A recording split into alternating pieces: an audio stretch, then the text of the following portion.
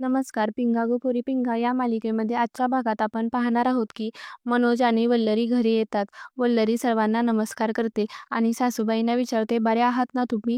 तेव्हा मनोजची आई संगीताला म्हणजे मनोजच्या वहिनीला म्हणते, "संगे, तुझ्या धाकटे जावेसाठी आरतीचं ताट आणलं नाहीस का तू?" तिला आठवलं आहे आता की तिला एक सासरसुद्धा आहे, सासू आहे. मॅडम सगळी कामं सोडून आली आहे आपल्या गरिबाकडे आपली विचारपूस करायला. तेव्हा संगीता हो आणते म्हणून आतमध्ये जायला लागते. मनोजचा भाऊ तिच्यावर ओरडत म्हणतो, "कुठे निघाली? थांब." मनोजची आई म्हणते, "काय रे मन्या, आता ही पाया पडायचं नाटक का करते आहे?" आवाज ऐकून मनीषा बाहेर येते आणि वल्लरीला बघून खूप खुश होते आणि आनंदाने तिला मिठी मारते. दोघीही प्रेमाने एकमेकींची विचारपूस करतात. मनोज वल्लरीला म्हणतो, "वल्लरी तू बस, मी तुझ्यासाठी पाणी घेऊन येतो." मनोजची आई रागाने म्हणते, "तुझ्या बायकोला हाताने पाणी घ्यायची सुद्धा सवय नाही का?" तेव्हा मनोज म्हणतो, "अगं आई, ती दमली आहे ना प्रवासाने." त्यावर मनोजची आई म्हणते, "तू नाहीस का दमला प्रवासाने? नाहीतर तू एक काम कर, आता आतमध्ये गेल्यानंतर तिचे पायसुद्धा चेपून दे." यावर मनीषा तिच्या आईवर ओरडत म्हणते, "आई आत्ताच आली आहे ना ती, लगेच काय तिला बोलायला लागलीस?" पण मनोजची आई तिला शांत बसायला सांगते आणि मनोजला विचारते, "तुम्हाला यायला उशीर का झाला?" मनोज सांगतो, "आई तुला सांगितलं ना बस उशिरा मिळाली." मनोजची आई म्हणते, "घरची सून एवढ्या उशिरा घरी येणं म्हणजे अक्काबाईचा फेराच आहे. आपल्या घरामध्ये लक्ष्मी कशी टिकायची अशी सून असल्यावर?" आणि रागाने वल्लरीला म्हणते, "जा बाई तू आतमध्ये." त्यावर वल्लरी घाबरत सांगते की आम्ही खरंच सांगतोय, बस उशिरा मिळाली. आमची काहीही चूक नाही. त्यावर मनोजचे बाबा म्हणतात, "ते काहीही असलं तरी ही काय वेळ झाली का घरी यायची? अगं सगळं गाव झोपी गेलं आहे, पण आम्ही जागे आहोत आमच्या सुनेची वाट बघत." असं म्हणून ते सगळे आतमध्ये निघून जातात. मनोज म्हणतो, "चांगलं स्वागत केलं आहे सुनेचं घरात." आणि तो मनीषाला म्हणतो, "मनीषा जा जेवण गरम कर." हे ऐकून मनोजची आई मागे वळून पाहते आणि म्हणते, "का हे काय हॉटेल आहे का केव्हाही ऑर्डर सोडायला? आणि असंही काही शिल्लक नाही. थोडासा भाकरीचा तुकडा होता, तो सुद्धा मी टाकलाय कुत्र्याला. तुम्ही जाऊन झोपा आता." तेव्हा मनोज रागाने म्हणतो, "बाकी काही नाही, पण निदान माणुसकी तरी शिल्लक आहे की नाही आपल्या घरात?" तेव्हा मनोजची आई ओरडून म्हणायला लागते, की "काढ, माझी माणुसकी काढ. एवढ्या रात्रीसुद्धा तू मलाच बोल." असं म्हणून ते सगळे आतमध्ये निघून जातात. वल्लरी मनीषाला म्हणते, "मनीषा ताई, तुम्ही सुद्धा झोपायला जा, खूप उशीर झाला आहे." मग मनीषा त्यांच्या बॅग्स घेऊन आतमध्ये जाते. मनोज वल्लरीला म्हणतो, "जेव्हा तू इथे नव्हती, तेव्हा आई म्हणायची तिला इथे घेऊन ये आणि आता तू इथे आली आहेस, तर कशी वागते आहे तुझ्यासोबत?" वल्लरी म्हणते, "ते सगळं जाऊ द्या. तुम्हाला भूक लागली आहे ना?" मनोज आश्चर्याने विचारतो, "तुला कसं माहिती?" त्यावर वल्लरी म्हणते, "मी येणार आहे म्हटल्यावर माझा नवरा काहीही न खाता पिता येणार मला माहीत होतं." आणि म्हणते, "मी आपल्यासाठी काहीतरी खायला बनवते."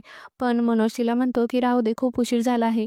यावर वल्लरी म्हणते, "असं कसं? एक वेळ मी उपाशी राहीन, पण मी माझ्या नवऱ्याला उपाशी राहू देणार नाही. तुम्ही काही काळजी करू नका. मी आपल्यासाठी गरमागरम काहीतरी बनवते." आणि ती मनोजकडून तिचा फोन मागून घेते आणि म्हणते, "मी मुलींना कळवलंच नाही मी पोहोचले ते. त्या काळजी करत असतील." असं म्हणून ती त्यांना मेसेज करते आणि आतमध्ये निघून जाते. यानंतर आपण पाहतो सर्वजण आपल्या कामात बिझी असतात. पण श्वेता मात्र वल्लरीला कंटिन्यू कॉल ट्राय करत असते आणि ती वैतागून म्हणते, "फोन का लागत नाही हिचा?" प्रेरणा म्हणते, "अगं तिला रेंज नसेल." श्वेता चिडून म्हणते, "मंगळावर घर आहे का तिचं?" तेजा त्यांच्याकडे बघून आश्चर्याने म्हणते, "एवढं काय झालं आहे तुम्हा सगळ्यांना? एवढी का काळजी करताय? आपण कोण लागतो तिचे, तिने आपल्याला कळवायला?" तेव्हा प्रेरणा म्हणते, "असं काय बोलते तेजा? अगं किती वाजले आहेत? केव्हाची गेली आहे ती? आतापर्यंत मेसेज यायला हवा होता. काळजी वाटणारच ना." आणि ती श्वेताजवळ जाऊन म्हणते, "श्वेता, ट्रॅफिकमध्ये अडकली असेल कधी.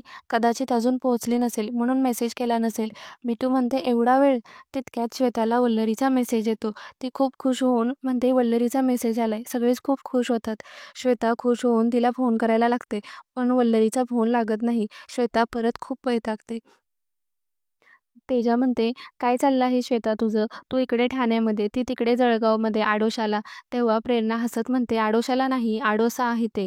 तेजा म्हणते, "ते काहीही असलं असेल. ती तिकडे झाडावर चढली असेल, तिला थोडी रेंज मिळाली असेल, मेसेज केला असेल मग तिने आणि आता झाडावर खाली उतरली असेल, त्यामुळे रेंज गेली असेल."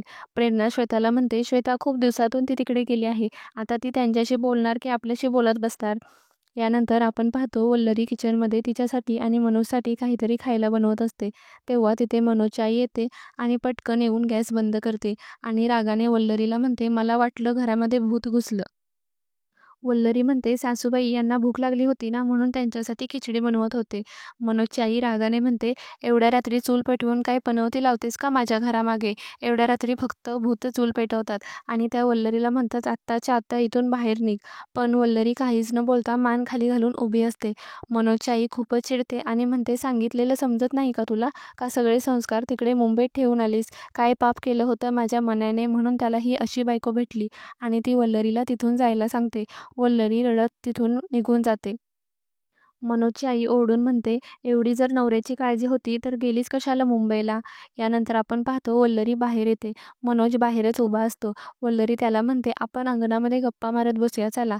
आणि ती मनोजसोबत गप्पा मारू लागते आणि म्हणते, "आपण चांदण्याखाली डिनर करूया का? पटकन मी चूल मांडते आणि तुमच्यासाठी काहीतरी बनवते." असं म्हणून ती तिथून जायला लागते. तेव्हा मनोज तिला थांबवतो आणि म्हणतो, "किती समजूतदार आहेस गं तू. पण तुझ्यासारख्या चांगल्या मुलीलाच हे सगळं सोसावं लागतं." वल्लरी म्हणते, "म्हणजे काय झालं? मला काही कळत नाहीये." तेव्हा मनोज सांगतो, "आई जे काही बोलली किचनमध्ये ते मी ऐकलं आहे. मला नाही आवडलं तिचं वागणं. इथे आल्यापासून आई तुझ्या मागे लागली आहे. तिने तुला घरात चूल पेटवायला नाही म्हटलं." वल्लरी हसत म्हणते, "तेवढंच ना? काय म्हणजे नियम असतील ना काहीतरी. आपल्याला तरी कुठे काय माहिती आहे. मोठ्यांना सगळं माहिती असतं. मी सुद्धा शिकेन हळू सगळं."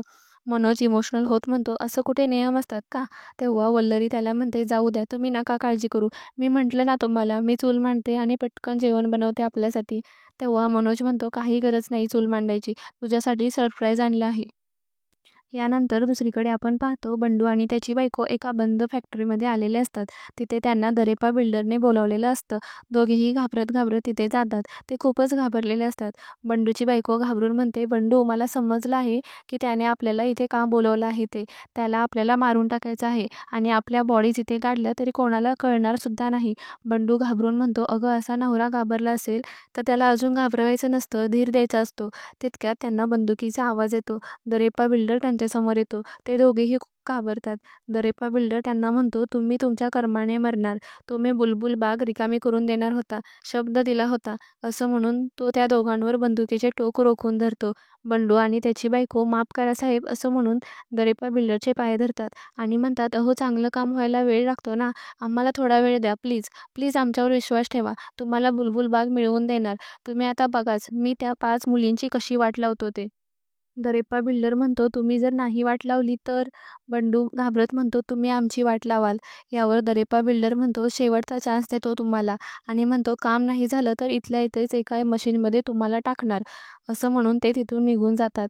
यानंतर आपण पाहतो की मनोजने वल्लरीसाठी चायनीज आणलेलं असतं आणि तो वल्लरीला विचारतो, "तुला आठवतं का आपण मुंबईमध्ये गेलो होतो खायला?" वल्लरी हसत म्हणते, "ते कसं विसरेन मी? माझ्या भाषणाच्या दिवशी आणि तेही मी रडत खाल्लं होतं." मनोज म्हणतो, "आता हसत खा." आणि सांगतो की आपल्या हायवेच्या जवळ गाडी लागते. "मी आधीच ठरवलं होतं. तू इथे आली की तुला घेऊन जाईल." मनोजची आई हळूच घरातून त्यांच्याकडे बघत असते.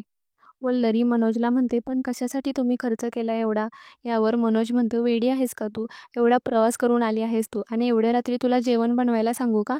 आणि पैशाचं काय घेऊन बसलीस तू? माझ्या बायकोची स्माईल लाख मोलाची आहे." असं म्हणून ते गप्पा मारत प्रेमाने एकमेकांना भरवत असतात. मनोजची आई आतून हे सर्व पाहत असते. मनोज वल्लरीला विचारतो, "त्या रूममधल्या पोरी तुझ्याशी नीट वागतात ना?" वल्लरी सांगते, "हो, सगळं ठीक आहे. आता आमची छान गट्टी जमली आहे. बोलायला जरी वाईट असल्या तरी खूप गोड आहेत त्या." तेव्हा मनोज विचारतो, "आणि तुझे ते नानावटी सर अजून पण हाडतूडच करतात का तुला?" तेव्हा वल्लरी सांगते, "नाही हो, त्यांच्याकडून मला खूप काही शिकायला मिळतं. सगळं काही खूप छान आहे. पण सगळ्यात भारी एक गोष्ट आहे माझ्याकडे." तेव्हा मनोज आश्चर्याने विचारतो, "कोणती?" वल्लरी हसत सांगते, तुम्ही माझ्याबरोबर आहात ना?"